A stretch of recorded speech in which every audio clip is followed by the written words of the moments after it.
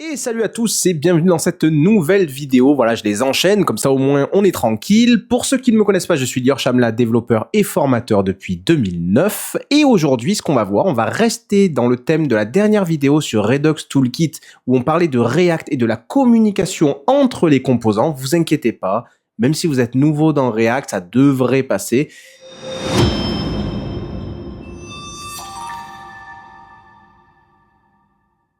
On a un problème dans React, et vous le savez, on en a déjà parlé si vous avez vu ma vidéo sur Redux Toolkit. Le problème, c'est la communication entre les composants en évitant ce qu'on appelle le props drilling. C'est quoi le props drilling? Je vous le rappelle.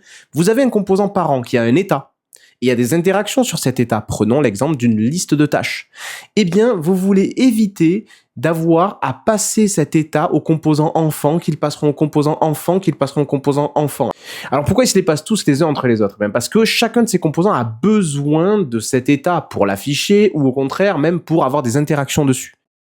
Alors pour que vous compreniez bien, on va reprendre le cours de la dernière fois sur Redux, c'est-à-dire on va reprendre le dépôt GitHub que je vous mets dans la description ici et que vous pourrez du coup aller cloner ou ouvrir dans Gitpod, c'est ce que moi j'ai fait. Donc vous le clonez ou vous l'ouvrez dans Gitpod, vous faites un npm install pour installer les dépendances et vous faites un npm start pour lancer l'application, ça va l'ouvrir dans votre navigateur et vous devriez retrouver ceci.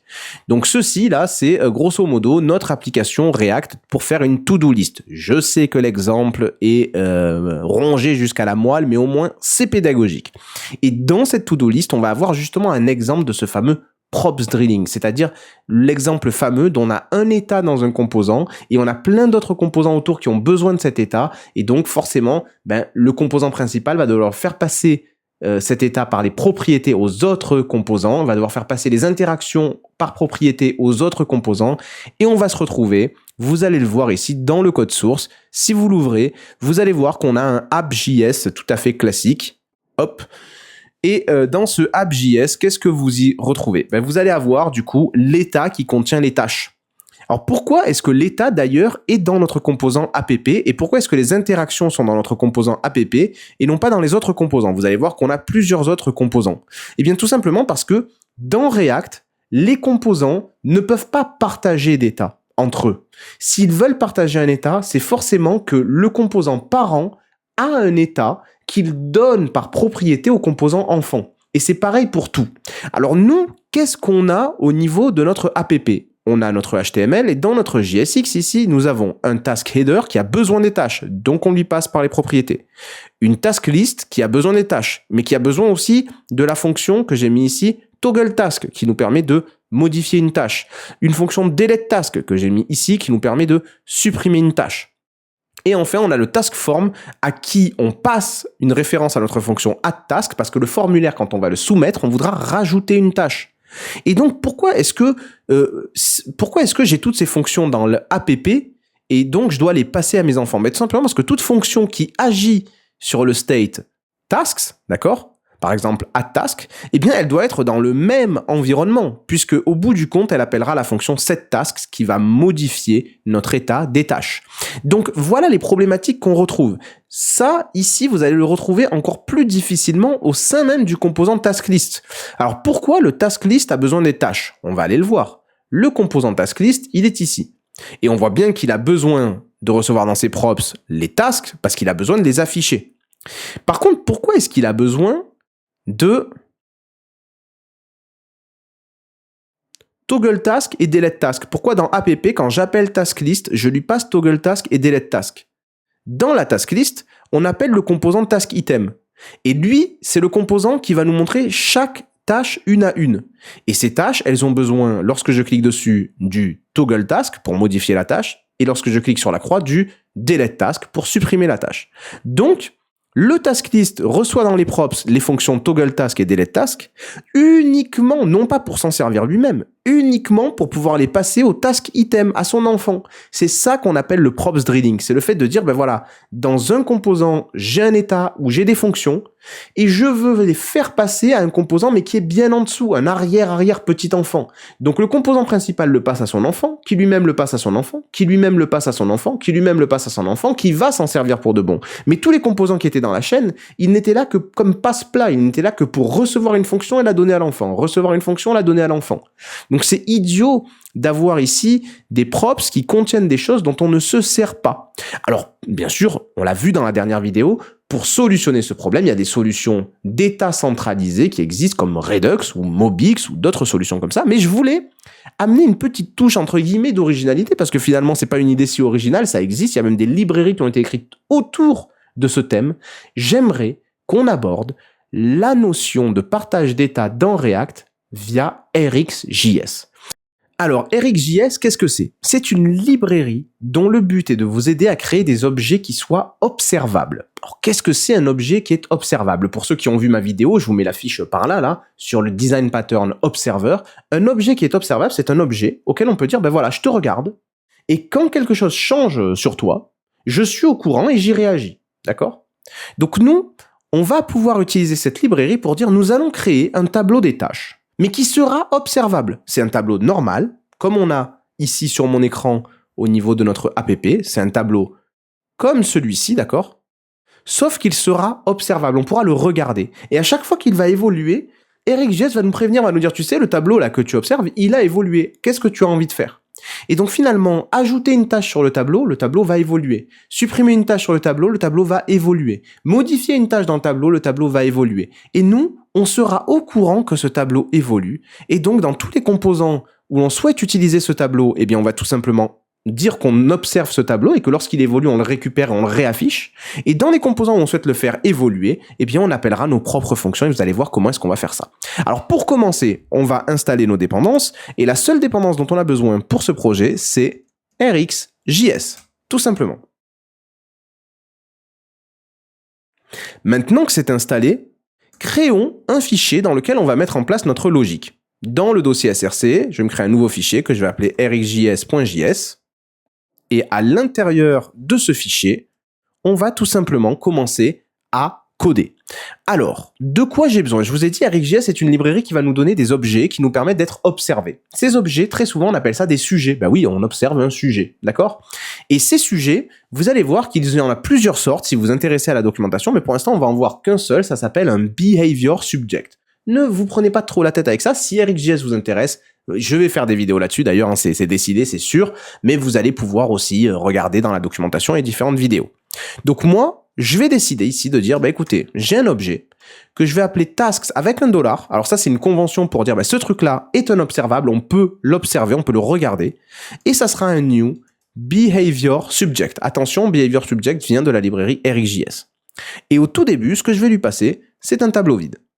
Alors ça, c'est l'objet que je peux regarder. Ce qui est intéressant, c'est que plus tard, dans mes composants, je pourrais très bien dire tasks, $, et là je pourrais dire subscribe, ça veut dire bah, je m'inscris, et si jamais il y a une modification sur ces tâches, bah, tu vas me passer ce tableau de tâches qui a évolué, et moi je vais en faire ce que j'ai envie d'en faire. D'accord? Donc c'est ça un observable. Alors maintenant, on va imaginer qu'on a aussi un tableau des tâches. Alors lui, c'est vraiment mon vrai tableau de tâches, d'accord? Avec un objet dedans, exactement comme je l'ai dans app. D'ailleurs, je ne vais pas m'emmerder, je vais copier ce tableau. Je vais prendre ce tableau, et je vais dire, voilà, j'ai des tâches, et c'est ça. Et en fait, ce que je vais faire carrément dans mon behavior subject, c'est que je vais lui passer mon tableau des tâches, ok? Donc là, si quelqu'un, n'importe où dans mon projet, fait tasks $.subscribe, je m'inscris et je veux regarder quand tu évolues, ce qu'il recevra au tout début, eh bien, c'est ce tableau de tâches-là. D'accord? Quand il va s'inscrire, ce qu'il va recevoir, c'est ce tableau des tâches. Parce que j'ai dit que mon behavior subject, eh bien, me permettrait d'observer ces tâches-là. Ok, très bien. Donc maintenant, ce que je vais faire, c'est que je vais mettre en place mes actions. Il me faut 3 actions. Ajouter une tâche, supprimer une tâche, modifier une tâche. Donc, j'y vais. Const, add task. Et add task, c'est une fonction qui recevra le texte d'une nouvelle tâche et qui fera tout simplement quoi? Ben, qui va venir rajouter un objet dans ce tableau-là. Donc finalement, ce que je vais dire, c'est que je vais dire tasks.push. Et là, je vais lui dire, bah, je vais te mettre un nouvel objet dont l'identifiant, ce sera un date.now, comme ça on aura un nombre délirant qui sera unique, dont le done sera par défaut à false, voilà, la tâche n'est pas faite, et dont le texte sera le texte que tu me passes ici. tout simplement. Et donc, j'ajoute cette nouvelle tâche au tableau des tâches existants. Alors attention, ce n'est pas parce que le tableau a évolué que mon observable va me prévenir. C'est un peu plus compliqué que ça. Pour que mon observable me prévienne que la valeur a bougé, il va falloir que je dise tasks, $, donc ça c'est mon observable, c'est mon sujet, .next, je lui dis tu possèdes désormais une nouvelle valeur, et c'est là qu'il va mettre au courant tout le monde, qui va dire hey, j'ai une nouvelle valeur, d'accord? Et cette nouvelle valeur, c'est tasks ici, d'accord? Donc tout simplement. Alors maintenant, on va s'intéresser à delete task. Donc delete task, son but, donc const, delete task. Son but, c'est de recevoir un identifiant et tout simplement de dire que dans le tableau des tâches, on va vouloir supprimer la tâche qui a cet identifiant. Donc ce que je vais faire, c'est que je vais en récupérer l'index et une fois que j'aurai l'index, eh bien je pourrai supprimer la tâche qui se trouve à cet index. Donc je vais dire const index c'est égal à, dans mon tableau des tâches, je vais chercher un index, je vais dire tu vas prendre toutes les tâches et tu vas me retourner l'index de celle dont l'identifiant est égal à l'id qu'on t'a passé. Et du coup, j'ai mon index et ce que je peux faire, c'est que je peux dire tasks.splice, je vais supprimer dans mes tasks, en partant de l'index, une seule tâche. Donc en gros, je vais supprimer la tâche qui a cet index. Attention, toujours pareil, ce n'est pas parce que mon tableau a évolué que mon observable va prévenir tout le monde autour de lui, ça y est, le tableau a évolué. Pour ce faire, il faudra que je dise à mon observable, donc task $, qu'il y a une nouvelle value, next, et là je vais lui passer le tableau tasks avec la tâche en moins. Et donc tout le monde sera au courant que, ah, il a évolué, fais voir à quoi ça ressemble, ah ouais, il y a une tâche en moins. Ok? Donc je vais faire un const, et là c'est la dernière fonctionnalité qu'on va mettre en place, const toggle task. Ça aussi c'est une fonction qui recevra un identifiant, et qu'est-ce qu'elle va faire?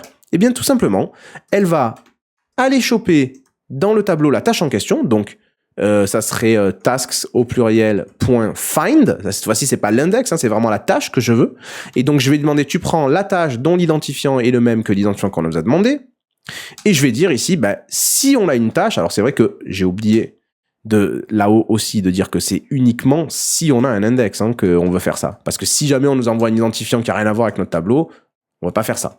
Donc si on a un index, et de la même façon ici, si on a une tâche, eh bien on veut dire que task.done est égal à l'inverse de task.done. Et une fois que c'est fait, dans notre tableau, la tâche a changé, elle a switché, et donc on va pouvoir dire, encore une fois, je vais demander à mon sujet de prévenir tout le monde qu'il y a une nouvelle value, et je vais lui donner mon tableau des tasks, dans lequel l'objet task aura changé. Donc tout le monde sera au courant qu'il y a un nouveau tableau des tâches avec une tâche qui a changé. Alors ce que je vais faire pour que ces fonctions soient utilisables dans mes autres composants, je vais les exporter de façon à ce qu'on puisse les utiliser dans d'autres fichiers. Donc je les exporte, elles sont utilisables dans d'autres fichiers. Et de la même façon, mes tasks ici, j'ai envie de les exporter. Mon observable de tâches, j'ai envie de les exporter. Par contre, mon tableau des tâches lui-même, je n'y touche pas. Je le laisse bien caché dans ce fichier que personne n'aille y toucher. Voyons ce que ça peut nous donner. Dans mon app, désormais, je vais dire que je n'ai plus du tout besoin de toutes ces délires sur les tasks. D'accord? Toutes ces fonctions sur les tâches, j'en ai plus besoin. Je les dégage. Alors par contre, attention, ça pose un problème. C'est que du coup, j'ai besoin des tâches ici. J'ai besoin des tâches aussi ici. J'ai besoin d'un toggle task et j'ai besoin de delete task ici. Alors pas de problème. Ce que je vais faire, c'est que je vais dire ici const. Je vais me recréer un état qui s'appellera tasks avec un mutateur, cette tasks. Ça sera un useState d'un tableau vide au départ. Et ce que je vais dire, c'est que lors du chargement de mon app, donc au lancement de mon app, je vais utiliser pour ça un useEffect. Vous savez que le useEffect, c'est ce qui vous permet de lancer un comportement à un moment que vous souhaitez du cycle de vie d'un composant. Donc lorsqu'il arrive, lorsqu'il est en train de muter, de changer, ou lorsqu'il est parti. Et donc faire un useEffect avec en deuxième paramètre un tableau vide permet de dire à React, voilà, quand on arrivera dans ce composant, la première chose qu'on va faire, c'est cette fonction-là. Et moi, qu'est-ce que j'ai envie de faire? J'ai envie de dire, moi, quand j'arrive dans ce composant, je vais aller écouter cet observable. Je vais aller écouter cet observable. Et donc ici, je vais dire, tout simplement, va chercher tasks $, s'il te plaît, qui se trouve dans mon fichier RxJS, n'oubliez pas l'import là, va chercher tasks $, et tu vas y souscrire. Donc qu'est-ce que ça veut dire y souscrire? Ça veut dire, tu vas commencer à l'écouter, tu vas l'observer. Et à chaque fois que tu verras un changement, tu vas recevoir le changement ici, ok? Et donc, qu'est-ce que tu vas vouloir en faire? En fait, dis-toi qu'à chaque fois que tu vas recevoir un changement, tu recevras ici le nouveau tableau. Qu'est-ce qu'on voudra faire, nous, avec ce nouveau tableau? Eh bien, on voudra remplacer l'ancien dans mon état. Donc, on va dire ici, set tasks, et on va lui donner ici un nouveau tableau qui contiendra une copie des tâches que je reçois ici même. Alors, pour pas que vous fassiez la confusion avec cette variable tasks-là, on va renommer cette variable. Celle-là, on va l'appeler new tasks. New tasks. Et pour ceux qui ne comprennent pas pourquoi ici je dois mettre des crochets et 3 petits points, c'est-à-dire pourquoi est-ce que je dois créer une copie de mes new tasks, c'est une question qui est en rapport avec le setter ici de React. C'est que en réalité, est-ce que vous êtes tous d'accord avec moi qu'en réalité, quand j'observe mon tableau des tâches, dans mon fichier RxJS, à chaque fois que je fais un next, je fais toujours un next du même tableau en fait, c'est les tasks. Alors évidemment, il aura évolué, il aura une tâche en plus, une tâche en moins, mais c'est toujours la même variable, donc la même adresse mémoire. Et on a un problème avec React, qui n'est pas vraiment un problème, c'est fait pour, qui est que si je rappelle cette task en lui donnant ici new tasks, une première fois, ça va aller, puisque l'adresse mémoire, imaginons que mon tableau ici est l'adresse mémoire numéro 15. D'accord? Ça n'a aucun sens, mais imaginez. Quand je vais souscrire pour la première fois, il va me dire, tiens, j'ai un objet, l'objet numéro 15, on me demande de le mettre dans mes tâches, pas de problème, il va le faire. Mais s'il y a une évolution dans le tableau, et que donc le subscribe se redéclenche, parce que le tableau, je vous ai dit, le subscribe, c'est à chaque fois que le tableau change, le subscribe va vous dire, tiens, il a changé. Le tableau que je vais recevoir ici, c'est toujours le numéro 15. Et donc, si je fais un set tasks du même tableau, il va me dire, non, je fais rien, alors c'est le même. Si tu veux avoir de la performance, tu me donnes le même tableau, je fais rien. C'est pour ça qu'ici, on donne un nouveau tableau, donc il y aura l'adresse 16 avec les nouvelles tâches. Et puis, quand le prochain tableau va évoluer, on donnera encore un nouveau tableau avec l'adresse 17, et donc le set tasks ici va se mettre en route. Désolé pour ces explications, mais c'était pour bien que vous compreniez. Et donc là, comprenez bien. Quand je fais mon subscribe, je vais recevoir le tableau des tâches initiales et je vais le mettre en place. Donc normalement, ici, la task list devrait m'afficher les tâches que je vois ici. D'accord? Alors, maintenant, toggle task et delete task. Et add task aussi. Ce sont des fonctions qui existent. Donc je vais pouvoir les importer. Toggle task, delete task, elles sont dans mon fichier RxJS. Et donc regardez mes imports en haut. J'ai bien importé toutes ces fonctions à partir de RxJS. Je vais sauvegarder. Et on va actualiser pour voir si ça marche. Je retrouve bien mes deux tâches. Quand je toggle, ça toggle. On voit bien que tout change. Ici, ça marche. Ici, ça marche. C'est bien. Donc, pour l'instant, tout marche bien. Mais on n'a pas évité ici, les amis, le sujet principal de cette vidéo. Le props drilling. Regardez ici. Je continue de passer à ma task list une fonction toggle task. D'accord? Et une fonction de delete task. Dans quel but? Eh bien, pour que ma task list puisse passer ces fonctions à mon task item, qui lui va les utiliser. Or, moi, je voulais éviter ce props drilling. Donc, ce que je vais faire, c'est que regardez, ici, je vais tout simplement dire que mon task item, il n'a plus besoin de ces props. On n'a plus besoin de lui donner. Pareil, dans mon app, du coup, si dans mon task list, nulle part je n'utilise ces props, ça n'a pas de sens de les garder ici. Donc, je vais les supprimer. Regardez comme je simplifie ici le code de mes composants. Par contre, là, il n'y a plus rien qui marche.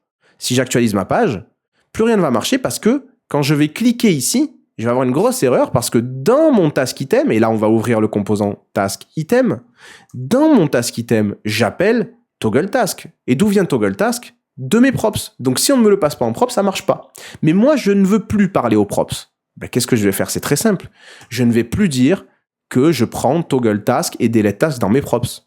Je vais dire que toggle task, c'est une fonction qui existe dans le fichier RxJS. Et delete task, c'est une fonction qui existe dans le fichier RxJS aussi. Je vais sauvegarder. Et regardez ce que ça va donner. Quand je vais actualiser, quand je vais toggle cette tâche, ou celle-ci, ou que je la supprime, ça va fonctionner. Qu'est-ce qui se passe réellement? Essayons de faire un petit point. Dans mon item, quand j'appelle toggle task, voilà ce qui se passe. Ça vient ici. Ça appelle toggle task. Ça prend la tâche en question. Si ça la trouve, ça change son done. Et qu'est-ce que ça fait?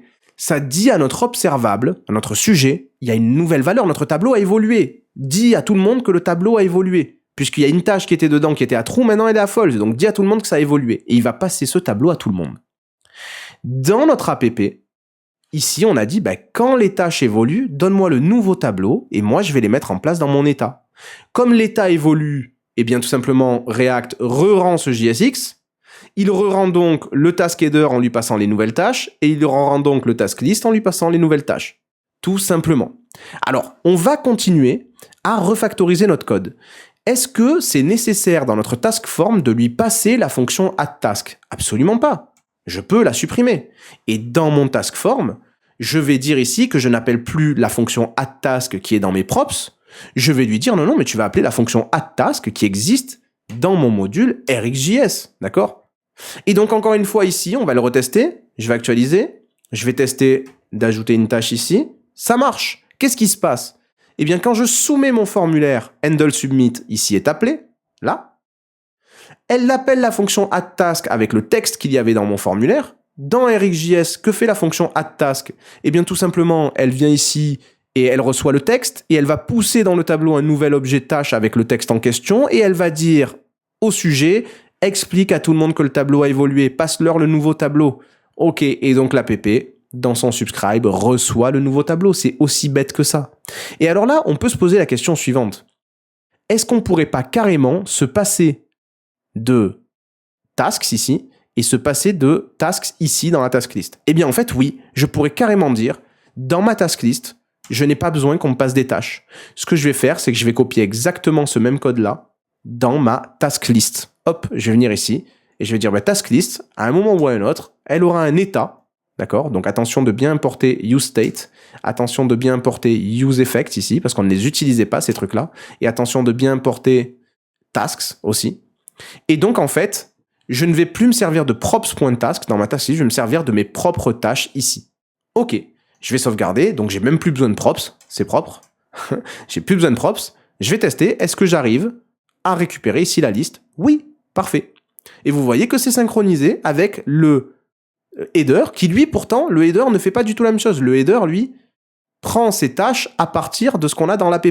Mais les deux sont complètement synchronisés puisque finalement on observe le même tableau. Alors ce que je vais faire, c'est que je vais faire la même chose. Je vais dire que mon task header n'a pas besoin qu'on lui passe de tâches. Du coup, vous constatez que dans l'app, tout ça, ça n'a pas de sens puisque personne n'utilise ces trucs-là. Donc je peux le couper ici. Je ne l'ai plus dans mon app. Et par contre, attention, dans mon task header, ici, on va avoir besoin de dire qu'on veut récupérer les tâches de la même façon. Donc là, encore une fois, attention, je vais importer useState, je vais importer useEffect, et je vais importer tasks $ à partir de RxJS. Alors, je peux même faire mieux parce que, regardez, ce que je faisais ici, c'est que je disais, quand je vais avoir des tâches, tu vas me les mettre dans un tableau, et moi, je vais dire, j'ai undone tasks, ça sera toutes mes tâches, qui venaient à la base de mes props, mais j'en ai plus besoin, ça sera toutes mes tâches, mais que je vais filtrer pour n'avoir que celles qui ne sont pas faites. Et ça me permettra ensuite de dire undonetasks.length, donne-moi la longueur des tâches qui ont été filtrées. Et bien en fait, ce que je vais pouvoir faire, c'est la chose suivante. Moi, ce qui m'intéresse, c'est d'avoir le nombre de tâches non faites. Donc je vais refactoriser un peu ce code, je vais réécrire. Je vais me créer un état qui va s'appeler undonetasks, d'accord? Et je vais avoir ici un set undonetasks. Et l'état par défaut, ça sera plus un tableau, ça sera un nombre, ça sera 0, d'accord? Maintenant, ce que je vais faire ici, c'est que je vais dire que quand je vais retrouver un nouveau tableau, donc je vais observer les tâches, et quand on me dira, tiens, il y a un nouveau tableau, ce que je vais faire, c'est la chose suivante. Je vais me faire ici une petite fonction, où je vais dire, tu sais quoi, on va mettre dans undonetasks, on va prendre notre tableau newtasks, d'accord? Là-dedans, on va pouvoir filtrer, donc on va filter en cherchant uniquement les tâches uniquement les tâches dont le done est à false, et tout ça, on va en prendre son length. Et donc, comprenez bien, dans undonetasks, ce que je mets, c'est la longueur du tableau filtré. Et donc ici, j'ai plus besoin du point length, parce que dans mon undonetasks, j'ai déjà un nombre. D'accord? Donc voilà une petite refacto qu'on peut faire. Si je viens réactualiser ici, est-ce que j'ai des erreurs? A priori, non. Une seule tâche à faire, 0 tâche à faire, une tâche à faire, 2 tâches à faire, donc ça tient bien compte de ce qui se passe ici. À chaque fois que je clique ici, ça va modifier mon tableau et ça prévient tout le monde que le tableau a été modifié, donc tout le monde est au courant et tout le monde peut réafficher les bonnes choses. Magnifique. Alors ici, on va pouvoir effectivement travailler avec la notion de pipe pour refactoriser un peu cette ligne. C'est pas essentiel, mais ça fait toujours plaisir. Ce que vous pouvez faire sur un observable, qui va émettre une valeur, c'est utiliser un pipe, c'est-à-dire un tuyau qui va contenir un certain nombre de transformations. Et donc imaginez, mon objet me dit, tiens, j'ai un nouveau tableau, il émet une valeur. Avec le tuyau, je vais pouvoir mettre des transformations qui vont dire, ce tableau, je le prends pour faire telle chose, puis derrière, je prends le résultat de la transformation première et j'en fais une seconde transformation, puis je prends le résultat de la seconde transformation et j'en fais une troisième. Et bref, au bout du bout, celui qui subscribe va recevoir le résultat qu'il y a au bout du tuyau, si vous voulez. Imaginez vraiment une goutte qui tombe dans un tuyau qui lui applique des transformations, et ce qui vient à la sortie du tuyau, c'est la goutte qui a été transformée. Et donc ici, ce que je vais pouvoir faire, c'est que avant de subscribe, je vais pouvoir faire un pipe. D'accord ? Et dans ce pipe, ce que je vais faire, c'est que je vais utiliser des transformations. Donc je vais utiliser une fonction qui vient du package RxJS et qui s'appelle map. Ok ? Donc attention de bien l'importer. Map me permet de dire, regarde, tasks a émis une nouvelle valeur. On sait c'est quoi ? C'est un tableau de tâches, d'accord ? Qu'est-ce que tu veux en faire ? Eh bien moi, ce que je veux en faire, c'est que je veux en prendre tasks.filter, je vais filtrer ces tâches, et je vais dire que pour chaque tâche, je ne garde que les tâches dont le done est à false, et tout ça, je vais en prendre la length, la longueur. Et donc, dites-vous qu'en fait, quand je vais subscribe ici, d'accord ? Ce que je vais recevoir à chaque évolution, mais à la sortie de mon tuyau, eh bien, ce sera une longueur, d'accord ? Ça sera une longueur, donc je vais appeler ça, je sais pas moi, length, on s'en fout. Et qu'est-ce que je vais en faire de cette longueur ? C'est la longueur des tâches qui n'ont pas été faites, c'est le nombre de tâches qui n'ont pas été faites. Eh bien, je veux le mettre dans ma variable unDoneTask, donc je vais faire ici un set unDoneTasks, et je vais lui mettre la longueur. Du coup, finalement, à chaque fois que mon observable dit « Tiens, mon tableau a bougé », moi, j'ai un tuyau qui dit « Ok, passe-moi le tableau » et on va le transformer en une longueur, le nombre de tâches non faites. Et donc, du coup, quand je vais souscrire, ce que je vais recevoir, c'est cet nombre de tâches non faites que je vais mettre dans ma variable unDoneTasks qui va s'afficher ici. Faisons un test. Allons afficher la page. Hop, je vais actualiser. Est-ce que ça fonctionne ? Ça fonctionne parfaitement bien. Magnifique. Alors bien sûr, on le voit, c'est assez exigeant parce que ça demande finalement non plus simplement un state ou des props, ça demande un state et à chaque fois un use effect. Alors pourquoi on utilise toujours un use effect ? Parce que si vous ne le mettez pas dans un use effect, vous allez avoir des boucles infinies. Puisqu'à chaque fois que vous allez souscrire, vous dites à chaque fois que le tableau change, je récupère la valeur et je modifie l'état. Oui, mais rappelez-vous, dans React, modifier l'état, ça veut dire relancer la fonction. Donc vous allez vous réinscrire. Et donc, vous allez recevoir une nouvelle valeur. Et donc, vous allez relancer la fonction, etc., etc. Et vous allez avoir une boucle infinie. C'est pour ça qu'on utilise ici le use effect. Alors, ce qu'on pourrait faire, c'est faire un hook custom. Donc, dans mon RxJS, ici, ce que je vais faire, c'est que je vais créer un custom hook. Je vais venir ici et je vais dire export const use tasks. D'accord ? Alors, use task, comment ça va marcher ? Ça va être une fonction. OK ? Et cette fonction, ce qu'elle va faire, c'est qu'elle va dire, tout d'abord, elle va se créer un état, const, tasks et set tasks. Et ensuite, on va dire ici, c'est égal à un useState qu'il faudra importer, n'oubliez pas, tout en haut de votre fichier, la useState, ok ? Et on va dire ici, d'ailleurs, on va lui donner par défaut notre tableau des tasks qu'il y a à l'extérieur, qui est ici, tout simplement, ok ? Et on va venir lui dire ici qu'on va faire un useEffect, lui aussi, il faudra l'importer. On va lancer une fonction qui va se faire quand ce hook va être utilisé. Et cette fonction, qu'est-ce qu'elle va faire ? Elle va dire tout simplement, je vais écouter mes tasks, d'accord ? Je vais donc subscribe à mes tâches. Et ce que je vais faire, c'est que je vais dire, quand je vais recevoir de nouvelles tâches, je vais faire un set tasks. Et là, je vais lui donner une copie. N'oubliez pas cette histoire de référence que je vous expliquais au début. Une copie de mes tâches. Qu'est-ce que je vais retourner maintenant ? Ce que je vais retourner, c'est vraiment juste mes tasks, d'accord ? Ok, je vais sauvegarder. Et regardez, dans ma task list, je vais pouvoir remplacer tout ce bordel. Je vais pouvoir dire ici, const tasks égale use tasks, tout simplement. Est-ce que ça va continuer de fonctionner ? Je vais actualiser. Là, j'ai une erreur. Qu'est-ce que j'ai fait comme connerie encore ? Évidemment, si je dis tasks ici, il croit que c'est ces tâches-là, donc ça va pas marcher. Mettons un tableau vide juste pour le test. Mettons un tableau vide ici. Si j'actualise, ça fonctionne, ça fonctionne bien même. Hop, hop, hop. Donc j'ai un hook maintenant qui s'appelle useTasks qui me permet d'obtenir facilement, regardez ma task list, les tâches, et ça continue de fonctionner en tant que state, parce que task ici, n'oubliez pas, ça reste malgré tout un state. Et donc quand ça évolue, mon composant évolue aussi. Donc regardez, dans ma task list, je n'ai plus besoin de faire mon useEffect, de regarder l'observable, de me dire ok, je vais subscribe, etc. J'ai juste mon custom hook ici que j'utilise. Pareil pour mon task header, mais là le problème c'est que du coup dans mon task header, je pourrais plus faire mon pipe qui était bien pratique, mais du coup je vais quand même essayer de supprimer tout ce bordel en disant voilà, const tasks c'est égal à mon hook use tasks, Donc en fait, ça va me renvoyer un état qui contient les tâches actuelles, ok. Je vais dire ici, à la limite, const undone tasks, et je vais le recalculer moi-même, bah, c'est mes tasks, que je vais filter, je vais dire, je vais prendre toutes les tâches dont le done est égal à false, et tu vas me prendre la longueur de ça. Je vais sauvegarder, je vais vérifier que tout marche bien, j'actualise, ici j'en ai qu'une qui est à faire, 0 qui est à faire, ou 2 qui sont à faire, je peux supprimer. Ah tiens, mais pourquoi je peux pas le supprimer celui-là? Qu'est-ce que j'ai fait encore comme connerie? Donc quand je fais un delete sur le premier, ça y est, je sais ce que j'ai fait. C'est ça le problème. C'est que là, l'index du premier, c'est 0. Et donc j'ai dit if 0. Et vous savez, qu'en JavaScript, 0, ça marche pas.